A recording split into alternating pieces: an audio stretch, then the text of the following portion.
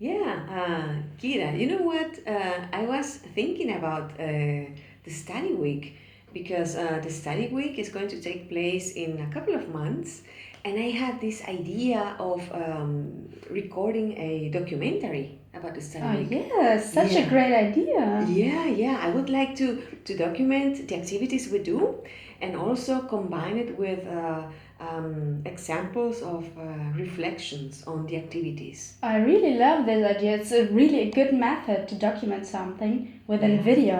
Yeah, Yeah. really good. I would love to do it, but well, I don't have any Ah, experience. okay. But you already have this great idea. So now we should talk about planning. Did you already think about the planning, what you want to do in detail, or do you have just like the idea? I just have the idea. Okay, great. Because the next step would be the storyboard. Storyboard. Yes, because Okay. storyboard, from my point of view, is the best method to plan and to structure your idea. Okay, that sounds Okay. interesting. Do you know anything about storyboards? Not really. Okay, come. I will show you a video because it's a really interesting one.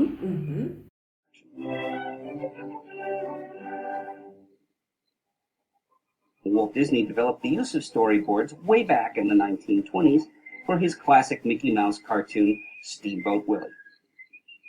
Storyboards are like little comic book panels of the entire movie, and they're used by tacking them up on a bulletin board so you can actually see the continuity of the movie.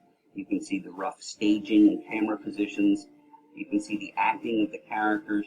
The dialogue is written underneath. In animation, storyboarding has always been and is still used mainly to develop the story.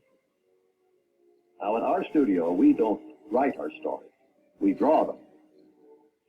Storyboards, being an effective and very inexpensive way of developing the content for the movie, gave Disney the opportunity to board up something and see if it worked before expensive animation took place.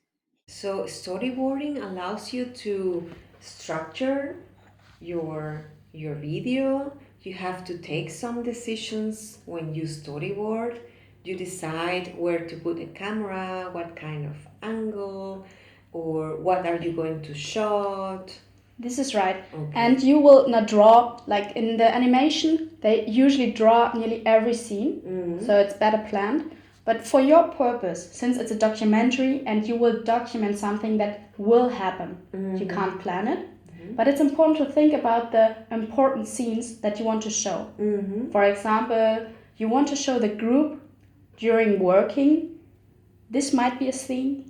You will think about an opening scene, like you will show the building of the university, like key scenes. You will draw key scenes. You won't draw anything. You will really focus on the key scenes Okay. so that you're having like a structure.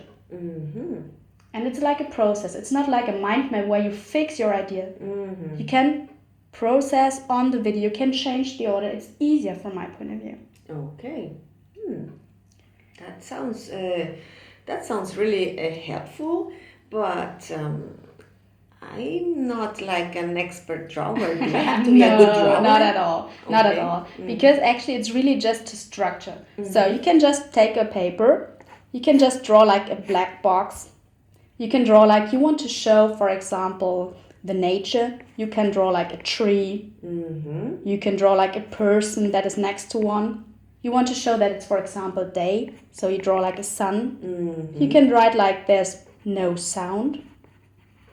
You can think about, for example, a dialogue and so on. So this one is really not professional at all.